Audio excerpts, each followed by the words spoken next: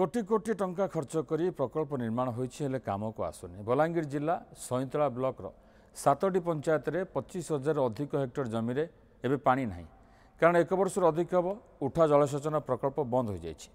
प्रतिवाद राजरास्ता को ओह्लैंट 7टी पंचायतर चाषी। चलित खरीफ ऋतु में नियंटिया वर्षा जो श्रावण द्वितीय सप्ताह पानी अभाव जो रुआ बेउषण बिहुड़ा हो पारि ना। उठा जलसेचन को सचल करने अनेक थर अभियोग कर किसी सुफल न मिलबार आज शताधिक चाषी बलांगीर बरिगुमा बरगाँ छक जातीय राजपथ 26 रे आंदोलन करथिले। विभाग सह प्रशासन पक्षर 7 दिन भितर चाषी खेत को पानी देवाई प्रतिश्रुति पर हटिथिला आंदोलन।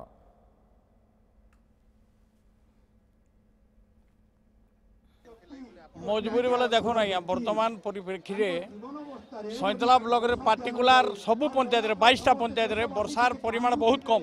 आगामी दिन में एंता चली सब सरकारी कल के अचल कर दिया है सईतला ब्लॉक रो निश्चित अनुरोध करी आम अंचल साधारण लोकंर स्वार्थ आज गोटे चाष उपर अच्छी चाषी मैंने आज हंतसंत होती ये आंदोलन आज मैंने ट्रेलर देखी जदि चाषी मैंने कहते ये कम जदि जल्दी न हो कि मेगा पॉइंट अचल अच्छी जदि सचल न हो आगामी दिन में आंदोलन आगू जो आज समस्त चाषी आसिक आंदोलन करवा बाध्य